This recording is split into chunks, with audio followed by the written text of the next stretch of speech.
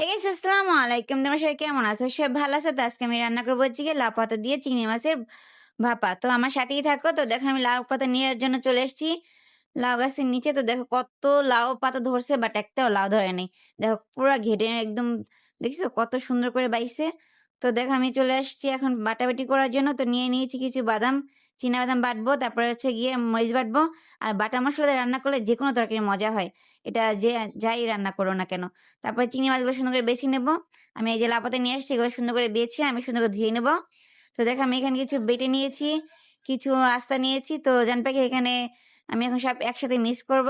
তো দিয়ে দিব পেঁয়াজ কুচি, দিয়েছি রসুন কুচি, দিয়ে দিব হচ্ছে বাটা মসলা সব। দিয়ে দিয়েছি এখন বাদাম বাটা দিয়ে দেবো হচ্ছে গিয়ে সব মিক্স করে একদম সুন্দর করে মাখবো। তো আমার এই দেখো এখানে মাখা হয়ে গেছে। তো আমি এখানে সুন্দর করে লাউ পাতার ভিতরে দিয়ে দিব। আস্তে, আস্তে দিয়ে ফোড়নগুলো আমি সুন্দর করে লাউ পাতা এখন বানাবো। তো জানবে এটা লাইক, কমেন্ট, শেয়ার করে দিবা। অবশ্যই সাবস্ক্রাইব করবা। তো দেখো আমার হয়ে গেছে। তো আমি সুন্দর করে সুতা দিয়ে বাঁধ দিয়েছি, নাহলে তো ইয়া যাবে, ছুটে যাবে। তো আমি এই জন্য আস্তে, আস্তে পানি দিয়েছি। আমি যেহেতু ভাপ দিব তাই অল্প পানি দিয়ে আমি এগুলো সবগুলো একটা, একটা করে দিয়ে দেবো।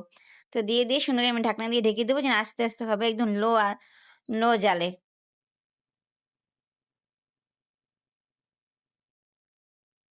তো দেখো আমি জাল কিন্তু কমিয়ে দিয়েছি। দেখো আমার কত সুন্দর হয়ে গেছে কালারটা। তো এখন আমি পানি সেগুলো শুকিয়ে গেছে। তো আমি একটু তেল দিয়ে ভাজা, ভাজা করে নামিয়ে ফেলবো। তো জানবে এইভাবে রান্না করলে তোমরা একদম চেটেপুটে খাবে। আর খিচুড়ির সাথে তো কোনো কথাই নেই। এখন যেহেতু রমজান মাস আর রমজান ইফতারের পরে এরকম একটা আইটেম থাকলে তো আর কিছুই লাগে না।